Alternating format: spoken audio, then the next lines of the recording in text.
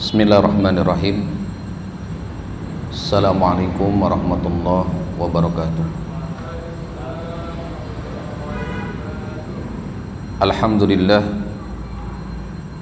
Alhamdulillahilladzi arsala rasulahu bil huda wa dinil haqq liyuzhirahu 'ala dini kullihi wa kafa billahi shahida. Asyhadu an la ilaha illallah wahdahu la syarikalah wa asyhadu anna Muhammadan abduhu wa rasuluhu la nabiyya wa la rasula ba'dah. Allahumma shalli wa sallim wa barik ala nabiyyina Muhammadin sallallahu alaihi wasallam wa ala alihi wa sahbihi wa man walah, amma ba'd. Kaum muslimin, ikhwani fiddin, jamaah sekalian yang semoga kita semua senantiasa dirahmati dan diberkahi oleh Allah Subhanahu wa taala. Alhamdulillah, puji dan syukur kita panjatkan kehadirat Allah, di mana pada kesempatan yang berbahagia ini kita akan mencoba membahas satu pembahasan yang cukup penting sekali, yaitu tentang salah satu di antara dosa-dosa besar. Kaum muslimin rahimakumullah, Islam telah melarang kita kaum muslimin untuk melakukan apapun bentuk tindak kezaliman, sekecil apapun itu, terkhusus kepada sesama kaum muslimin dan umumnya kepada seluruh manusia, baik dari sisi kehormatan ataupun dari sisi harta.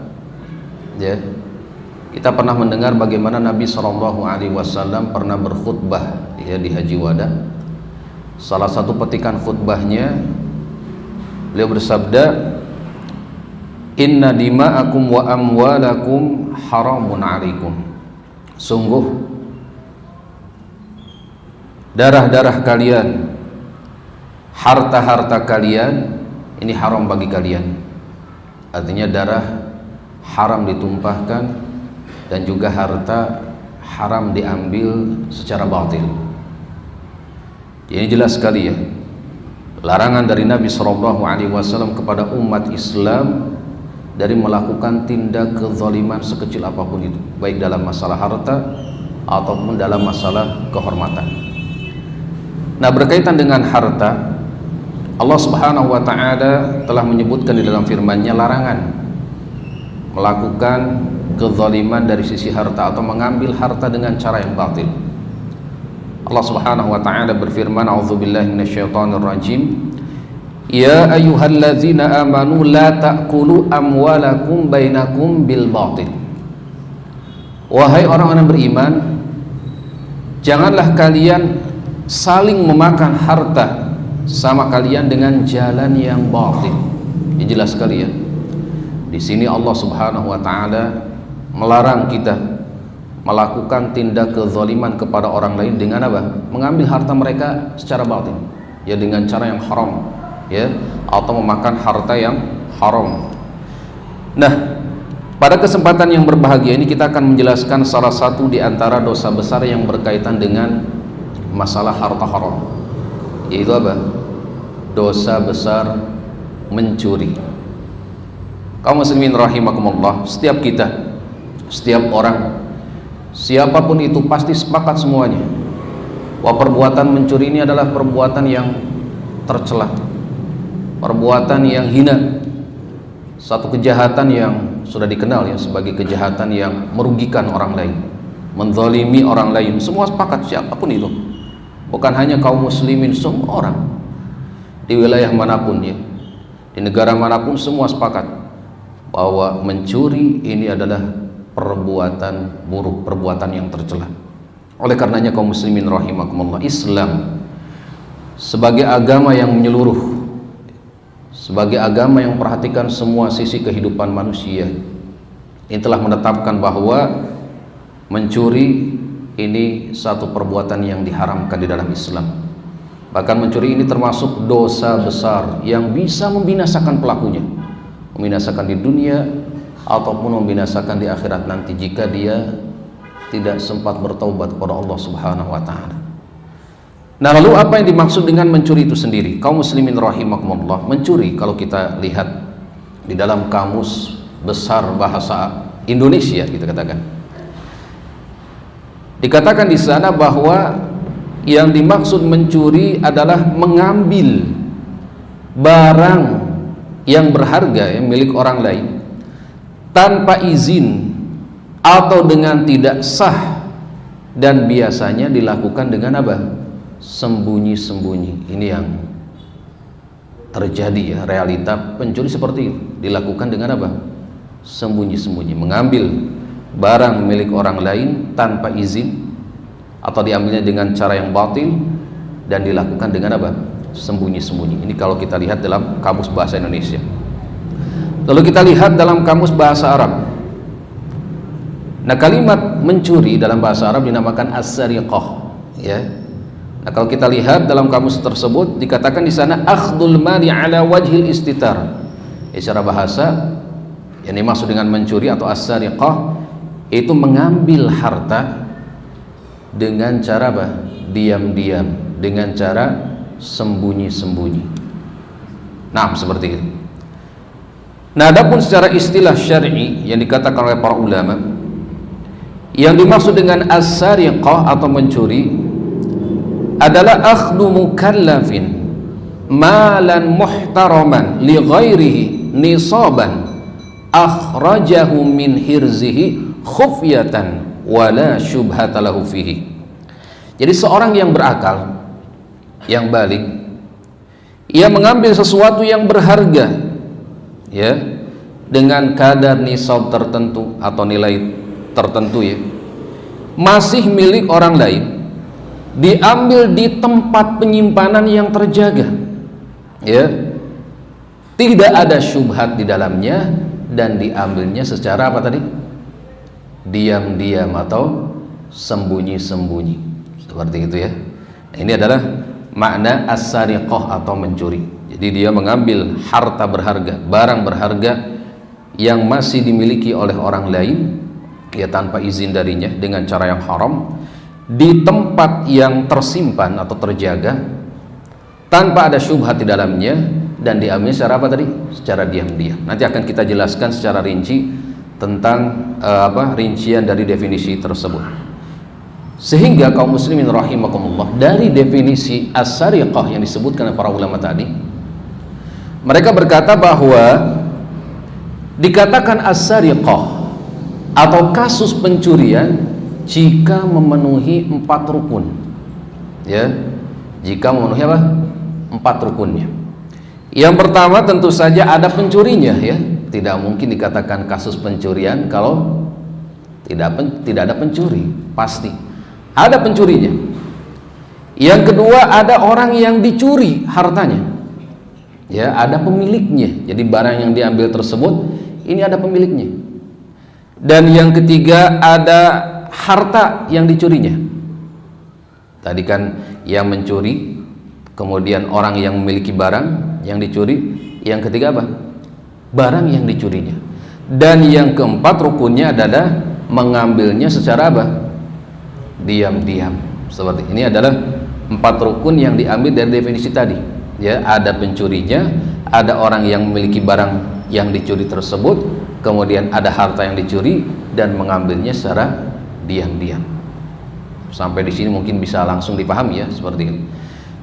Kemudian kaum muslimin rahimakumullah, mengenai dosa dari mencuri itu sendiri dalam Islam kita bisa melihat dalil-dalil yang ada, ya. Salah satunya yang jelas terlihat adalah tentang dalil, yakni dosa mencuri dalam Al-Quran. Di surat Al-Maidah ayat ke-38 Allah Subhanahu wa taala berfirman, A'udzubillahi minasyaitonirrajim, wasariq wasariqatu faqta'u aydiyahuma jazaa'an bima kasaba nakalan minallah wallahu azizun hakim.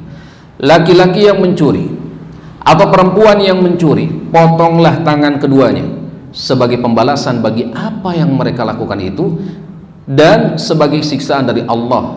Allah Maha Perkasa lagi Maha Bijaksana. Jadi dalam ayat ini kita bisa melihat, ya, berapa ukuran besarnya dosa mencuri tersebut. Artinya masuk kategori dosa apa nih? Nah, ketika ada ancaman hukuman had, ya, yaitu di sini dipotong tangan, ini menandakan bahwa mencuri ini bukan perkara sepele dalam Islam, ya. Sehingga dengan adanya ancaman hukuman had tersebut, maka mencuri dimasukkan ke dalam kategori apa? Dosa besar, ya. Sebenarnya dikatakan para ulama seperti itu. Para ulama menyebutkan salah satunya dikatakan oleh Ibnu Shalah, ya. Pun demikian Syekh Utsaimin rahimahullah sama semakna, laha amaratun minha ijabul haddi. Dosa besar itu memiliki apa? Indikasi atau tanda-tandanya, ya. Salah satunya ijabul haddi, diwajibkan hukuman had kepada pelakunya, adanya hukuman tertentu. Tadi salah satunya apa? Mencuri apa? Potong tangan. Wa minha al-i'adu 'alaiha bil 'adzabi bin nari wa nahwiha fil kitabi aw sunnah. Dan juga ada ancaman dengan siksa neraka atau yang semisalnya dalam Al-Qur'an dan sunnah. Wa minha wasfu sahibiha bil fiski. Dan diantaranya juga adalah si pelakunya disifati dengan kefasikan, ya. Wa minha al-la'n, dan si pelakunya disifati dengan apa? Mendapatkan apa? Laknat. Maka ini termasuk kategori dosa-dosa apa? Besar. Nah, ini mencuri mendapatkan ancaman apa tadi? Dihukum had, dipotong tangannya. Dan dalam hadis yang lain disebutkan Nabi SAW bersabda dalam hadis riwayat Bukhari Muslim, wala yasriku hina yasriku wa huwa mu'min. Tidaklah beriman seorang pencuri ketika dia sedang apa? Mencuri. Artinya apa? Hanya kadar keimanannya sangat rawan sekali, berada di titik terendah, kita katakan, antara keimanan dengan kekufuran. Karena kenapa? Karena seorang mukmin, ya, yang beriman kepada Allah dan hari akhir tidak mungkin melakukan apa? Pencurian. Karena dia keimanan pada saat itu sedang apa? Sedang sangat rendah sekali. Makanya kata Nabi SAW, wala yasriku hina yasrik wa huwa mu'min. Ya, tidak beriman orang yang mencuri ketika sedang apa? Ketika sedang mencuri. Seperti itu. Ini menandakan bahwa di sana ada indikasi perbuatan tersebut adalah perkara besar dalam Islam, dosa besar, ya. Dalam hadis yang lain disebutkan, la'anallah as-sariqa yasrikul baydah fatuqta'u yaduh wa yasrikul habla fatuqta'u yaduh. Allah melaknat pencuri yang mencuri sebutir telur, lalu di lain waktu dia dipotong tangannya karena mencuri apa? Tali, ya. Ya, hadis riwayat Bukhari. Kok bisa, ya? Seseorang mencuri tali lalu dipotong tangan. Ini tali kan kita tahu ada yang ukurannya apa istilahnya? Biasa, misalkan 4 mm, ya, 10 mm dan sebagainya. Kok bisa dihukum dengan dipotong tangan? Maksud dari sini adalah seorang mencuri telur lalu dia menganggap remeh, ya. Jadi kalau orang menganggap remeh satu perbuatan yang kecil biasa, lama-kelamaan akan terbiasa dan akhirnya akan terjerumus ke dalam yang lebih besar, ya. Pertama mencuri apa tadi? Sebutir telur. Besok 3 butir bisa jadi. Minggu depannya wadah telurnya, ya, wadah telurnya bisa jadi. Minggu depannya lebih lagi, sampai dikatakan apa? Tali, ya. Apa yang dimaksud dengan tali di sini? Kata para ulama, tali yang dimaksud yang menyebabkan seseorang dipotong tangan di sini adalah tali kapal, ya. Tahu tali kapal yang segede-gede gaban gitu, ya, besar. Jadi kalau kita ada coba cek di toko online, ya, ada nggak tali kapal dijual seperti itu? Ada saja, ya, ada saja. Ukuran 14 mili ada. Yang saya lihat 14 mili ini sekitar 100 ribuan per meter, ya. Jadi kalau tali kapal kan nggak mungkin semeter, ya, mungkin 10 meter atau 20 meter. Jadi 100 kali 10 saja udah 1 juta, ya, apalagi lebih daripada itu. Apalagi ukuran tali kapal ini sangat besar biasanya, seperti itu, ya. Baik, yang jelas seperti itu. Dosa kecil, ya, dosa yang sepele kalau terus-menerus dilakukan, lama-kelamaan dia akan terbiasa dan pada akhirnya terjerumus ke dalam dosa yang lebih besar, seperti itu. Nah, ini halnya seperti orang-orang yang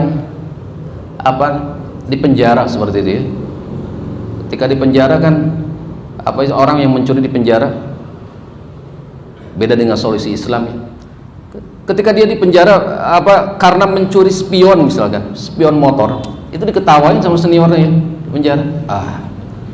Lu spion doang ya menyebabkan di penjara gini. Gue ajarin cara mencuri spion plus motornya. Ya, maksudnya motor ya. Seperti itu. Ya, dia masuk lagi, ketangkep misalnya mencuri motor, akhirnya diajarin lagi cara mencuri mobil nantinya. Bertahap terus, ya.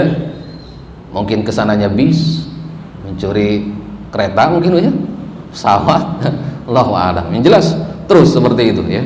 Kalau solusi di zaman sekarang seperti itu.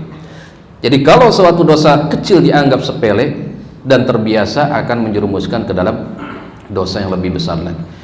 Kaum muslimin rahimakumullah, tentang hukum potong tangan kita tahu bahwa inilah hukum yang seadil-adilnya. Adil untuk pelakunya, adil untuk keumuman manusia, ya. Karena kenapa? Karena Allah Subhanahu wa taala yang menurunkan hukum ini. Allah yang menciptakan kita, memberikan rezeki kepada kita, mengatur kehidupan kita, ya. Mengutus para rasul, menurunkan kitab-kitabnya. Allah ingin manusia ini dalam kehidupan yang sejahtera, damai seperti itu. Namun ketika ada perbuatan yang melenceng dari syariat Allah, dari aturan Allah, Allah pun tahu apa yang pantas ya untuk menghukum mereka. Salah satu pencuri ya dihukum dengan potong tangan. Ini adalah hukum yang seadil-adilnya. Ya, bertolak artinya kembali ke maha bijaksanaan Allah Subhanahu wa taala sebagai zat yang maha adil, maha bijaksana. Kita lihat di ayat tadi ya, wallahu azizun hakim. Dan Allah maha perkasa dan maha bijaksana. Perkasa, mampu menghukum para pelanggar tadi, pencuri tadi, dan bijaksana dalam hukumnya tersebut. Coba kalau kita perhatikannya dalam realita, kita katakan, kalau kasus pencurian ini ya di dalam pemerintahan Islam misalkan diumumkan di masyarakat tentang bagaimana hukuman untuk pencuri, mungkin awalnya dibuat penasaran, kita katakan saksikanlah ya acara spektakuler misalkan ya, malam jam 8 malam, kan orang penasaran tuh, pengen lihat. Akhirnya semuanya melihat jam 8 apa sih acara potong tangan untuk pencuri misalkan seperti itu. Dilihatin tuh cerak misalkan, kan orang ngeri sekali ya, sehingga orang-orang yang tadinya udah mau niat mencuri mengurungkan, karena kalau dia mencuri ketahuan tangannya ini ya akan dipotong seperti itu, sehingga manusia akan merasa tenang ya, mobil tidak merasa istilahnya khawatir, tidak harus menambah kunci-kunci lagi misalkan ya.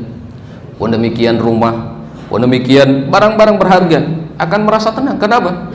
Karena manusia takut melakukan pencurian ya, sehingga tak akan tercipta rasa aman. Pun demikian dengan si pencuri itu sendiri ya, ketika dia dilakukan hukuman potong tangan baginya, ini pada hakikatnya itu adalah kafarat terhadap dosa-dosanya, dosa mencurinya terkhusus ya. Diriwayatkan bahwa di zaman Nabi SAW ada seorang wanita yang mencuri ya. Panjang sekali hadisnya. Intinya wanita tersebut dilakukan hukuman had berupa potong tangan. Lalu dalam riwayat yang lain disebutkan dalam hadis riwayat Ahmad, wanita tersebut datang kepada Rasulullah SAW setelah potong tangan tersebut ya dilakukan. Datang kepada Nabi SAW, "Halli min taubatin ya Rasulullah, apakah bagiku masih ada taubat ya setelah dilakukan hal ini?" Qala na'am, antil yawma min khati'atiki ka yawmin waladatki ummuki. Ya, engkau pada hari ini telah terhapus kesalahan-kesalahanmu sebagaimana keadaan saat engkau dilahirkan oleh ibumu. Jadi kafarat ya. Ketika dilakukan hal tersebut, maka ini menjadi kafarat bagi dosa-dosanya yang telah lalu, seperti itu. Baik, kaum muslimin rahimakumullah. Pun demikian, hukum potong tangan tidak serta-merta dilakukan ya. Ketika melihat menangkap seorang pencuri misalkan, lalu langsung dieksekusi di tempat, tidak seperti itu ya. Tidak sembarangan melakukan apa istilahnya potong tangan tersebut. Ada kriteria-kriteria, ada syarat-syarat yang harus dipenuhi ya. Makanya ini orang yang mengeksekusinya nanti dalam pemerintahan ini harus betul-betul adil dalam hukuminya ya, tidak sembarangan, harus kriteria-kriterianya sudah terpenuhi terlebih dahulu ya. Agar apa? Agar ada efek jerah, agar ada yakni apa istilahnya rasa takut pada orang yang melakukan dan kepada orang lain juga memiliki apa? Efek jerah seperti itu. Nah, ada syarat yang harus dipenuhi. Di antara syarat yang berkaitan dengan barang yang dicuri, yang pertama adalah pencurian tersebut dilakukan di tempat penyimpanan yang terjaga. Di rumah yang terkunci, di mana misalkan di toko yang terkunci ya, kendaraan yang terkunci atau lemari yang terkunci, terjaga pokoknya, dijaga ya barang tersebut. Oleh karenanya kaum muslimin rahimakumullah, para ulama mengatakan barang yang dicuri bukan di tempat yang terjaga atau tersimpan ya, atau terkunci seperti itu, maka tidak termasuk kategori yang harus dipotong tangan ya. Ini berdasarkan sabda Nabi SAW, la tuqta'ul yadu fi tamrin mu'allah. Tidak dipotong tangan ketika seorang mengambil kurma ya, ini apa? Yang tergantung di pohonnya, di pinggir jalan kita katakan. Kalau di kita kan nggak ada kurma ya, biasanya apa? Mangga, jambu misalkan ya, seperti itu. Nah, di pinggir jalan dilempari, atau ketika mondoyon misalkan bisa dipetik ya sambil lari seperti itu. Nah, seperti itu. Nah, ini tidak termasuk apa? Kategori dia harus dipotong tangan. Karena kenapa? Karena di tempat yang tidak terjaga.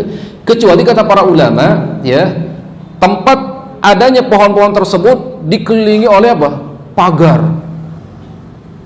Pagar yang rapat, terkunci, bahkan mungkin ada CCTV kita katakan, ada satpamnya dan sebagainya. Nah, ini termasuk kategori apa? Tempat yang terjaga seperti itu. Kemudian kaum muslimin rahimakumullah, syarat yang kedua pada harta yang dicuri adalah harta tersebut adalah harta yang terhormat ya, terhormat dalam Islam, dikatakan mulia dalam Islam, emas, uang ya, apalagi barang-barang elektronik. Bukan harta yang tidak terhormat atau tidak mulia dalam Islam, seperti seorang misalkan ada yang mencuri, maaf ya, anjing ya, anjing dicuri, anjing apa mahal misalkan seperti itu. Atau ada orang mencuri 20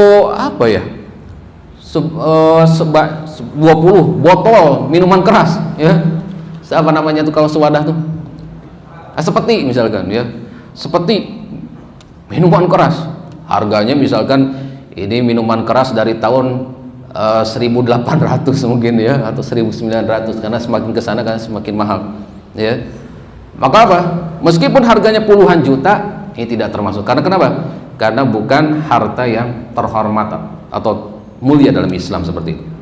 Kemudian syarat yang ketiga adalah barang yang dicuri ini mencapai nisabnya ya. Nisab dari harta yang dicuri yang dilakukan potong tangan adalah 3 dirham atau 1/4 dinar ya.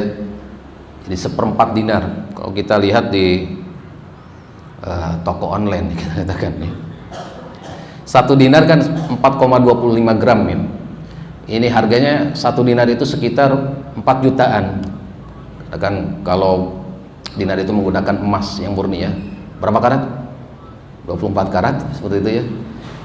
Jadi harganya sekitar 4 jutaan kalau tidak salah. Coba dicek lagi ya di toko-toko online, biasanya ada seperti itu. Jadi dari 1 dinar itu kan 4,25 gram atau 1/4-nya berapa? 1,6 gram kita katakan. Kalau 1 gram sekarang kan berapa? 900 ribuan ya. Ini sekitar 1 jutaan. 1 jutaan ya. Nah, ini adalah nisab ya, seorang ya boleh dipotong tangan seperti itu ketika mencapai nisab 3 dirham atau 1/4 dinar seperti itu. Nabi SAW bersabda, la tuqta'u yadus sarik illa fi rub'i dinarin fasaidan. Tidak dipotong tangan pencuri kecuali pada 1/4 dinar atau lebih, seperti itu. Hadis riwayat Imam Muslim. Yang keempat atau yang selanjutnya, ya ini mungkin masuknya ke kategori orangnya ya. Jadi terbukti bahwa pencurian tersebut dilakukan oleh si pelaku, imma dengan adanya 2 orang saksi yang melihat kejadian pencurian tersebut, atau pengakuan si pelaku sendiri betul bahwasanya dia mencuri barang berharga tersebut. Kemudian dia seorang mukallaf tadi ya, berniat mencuri, ada niat. Jadi kadang ada kasus pencurian ya, ini karena dipaksa, ayo mencuri, misalkan mencuri emas atau mencuri apa, kalau tidak saya bunuh keluargamu, saya bunuh kamu, dan sebagainya, ancaman ya, mempertaruhkan nyawa, seperti membahayakan nyawa. Atau adanya hubungan kekerabatan, seperti anak mencuri dari harta ayah, misalkan ayah mencuri dari harta anak ya, makanya tidak termasuk kategori tersebut. Atau tadi ada syubhat ya, seperti karena sangat lapar sekali, jadi kalau nggak mencuri nggak bisa makan itu, sangat lapar sekali, bisa-bisa apa celaka dia, mati seperti itu, terancam nyawanya. Maka otomatis ini adalah sebuah syubhat ya, yang apa istilahnya, si pengeksekusinya ini harus melihat hal-hal tersebut. Dan perlu diingat tadi ya, bahwa yang melakukan hal tersebut adalah penguasa, ini pemerintah, bukan sembarang yakni kelompok atau orang seperti itu. Nah, lalu bagaimana cara pelaksanaan hukuman potong tangan tersebut? Kaum muslimin rahimakumullah, para ulama sepakat bahwa seorang pencuri pada pencurian pertama kali, ya ini mungkin kita katakan baru ya, amatir seperti itu ya, pencurian pertama, maka tangan yang dipotong adalah apa? Telapak tangan sebelah kanan, karena dominan kebanyakan manusia ya itu apa, yang apa aktifnya atau yang untuk menulis dan sebagainya ini tangan sebelah kanan, maka dipotong sampai pergelangan seperti itu. Nah, kalau dia mencuri kedua kalinya, karena ini kalau sudah menjadi penyakit ya, sudah dibiasakan dari kecil seperti itu, apa namanya tuh, menguntit apa menguntil, nah itulah bahasanya. Jadi nggak tahan kalau lihat ada barang bagus tuh pengennya ngambil seperti itu. Ada orang-orang yang berpenyakit seperti itu ya, apa istilahnya, suka ingin memiliki barang-barang yang dilihatnya seperti itu. Nah, kalau dia mencuri kedua kalinya lalu dia mendapatkan hukuman potong lagi, maka yang dipotong adalah kaki kirinya, jadi silang seperti itu, sampai apa mata kakinya seperti itu ya, dipotong. Jadi udah nyilang seperti yang tersisa apa? Telapak tangan kiri dan kaki kanan seperti itu ya, telapak kaki kanan. Nah, kalau mencuri lagi yang ketiga kalinya tadi ya, kalau orang sudah tabiatnya ingin mencuri terus, mau dipotong tangan, mau diapain, curi lagi, maka yang dipotong adalah apa? Telapak tangan kiri ya. Jadi tinggal apa? Tinggal kaki kanan, tinggal satu lagi seperti itu ya. Nah, kalau dia mencuri lagi berarti keberapa sekarang? Keempat ya. Maka yang dipotong adalah apa?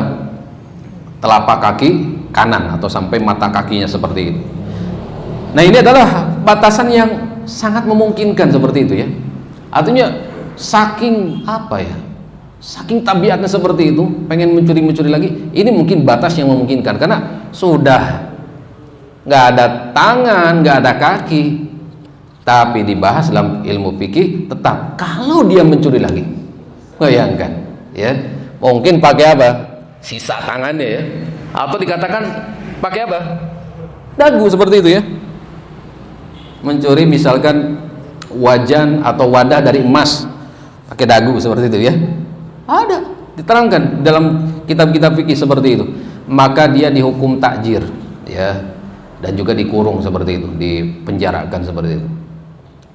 Taib. Dan kalau seorang pencuri ya sebelum diajukan kepada hakim tentang kasus pencuriannya, lalu dimaafkan oleh orang yang dicuri barangnya, ya, sebelum tadi sampai ke hakim, maka perkara tersebut dianggap selesai, ya, artinya tidak ada lagi hukuman apa, potong tangan, ketika dimaafkan oleh istilahnya orang yang memiliki barang yang dicurinya tersebut. Taib, kaum muslimin rahimakumullah, semua bentuk pencurian sekecil apapun ini adalah dosa, ya, dosa besar, ya, dosa yang akan membinasakan pelakunya di dunia dan juga di akhirat, dan lebih berlipat-lipat lagi dosanya, sedikit lagi mungkin ya, 2 menit lagi, berlipat-lipat lagi ketika mencuri dari rumah tetangga sendiri.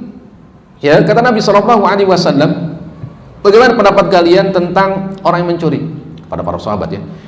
Maka mereka para sahabat menjawab, Allah dan Rasulnya yang telah mengharamkan perbuatan tersebut, dan perbuatan tersebut diharamkan sampai hari kiamat. Kata Nabi SAW, la an yasriqa rajulu min 'ashrati abyatin aisaru 'alaihi min an yasriqa min jari.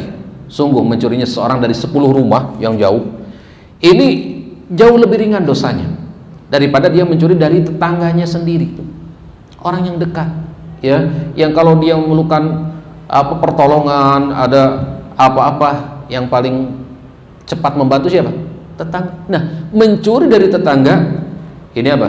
Jauh lebih besar dosanya daripada mencuri dari 10 rumah yang jauh, meskipun sama-sama ya dosa besar semuanya.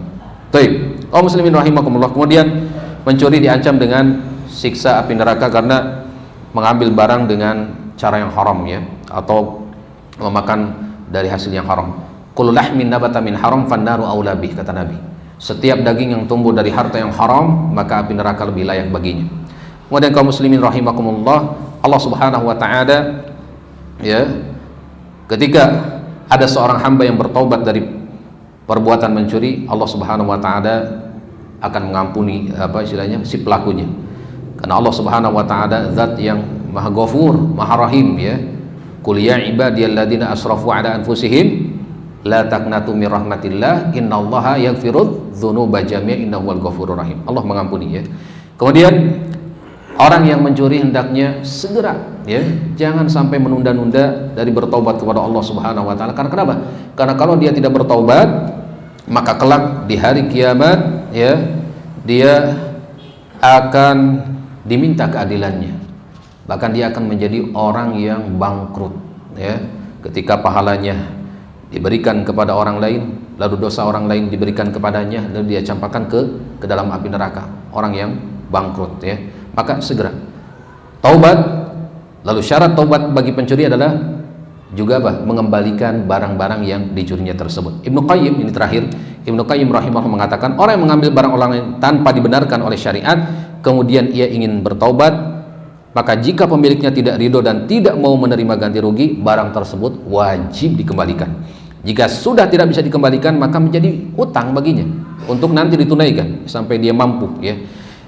Jika dia tidak bisa menunaikannya kepada pemiliknya, ditunaikan kepada ahli warisnya. Jika dia tidak tahu ahli warisnya, maka disedekahkan atas nama pemiliknya, seperti itu. Dan seperti itu, ya, obat yang paling mujarab bagi orang-orang yang istilahnya ingin memiliki barang-barang yang dilihatnya atau ingin mencuri sesuatu adalah dengan memperbanyak salat sunnah. Ada seorang berkata kepada Nabi SAW, ya Rasulullah, inna fulanan yusalli bil lail fa idza asbaha sariqah. Ya Rasulullah, ada seorang yang kalau di malam hari itu dia sholat malam, tapi di pagi harinya dia mencuri. Kata Nabi SAW, innahu sayanhahu ma yaqul, ya, sholat tersebut akan mencegah apa yang dia lakukan, artinya menjadi terapi. Lama-kelamaan dia akan meninggalkan perbuatan tersebut, karena inna sholata tanha anil fahsyai wal munkar. Salat ini mencegah dari perbuatan keji dan mungkar. Mudah-mudahan bermanfaat. Kurang lebihnya saya mohon maaf. Wallahu a'lam. Assalamualaikum warahmatullahi wabarakatuh.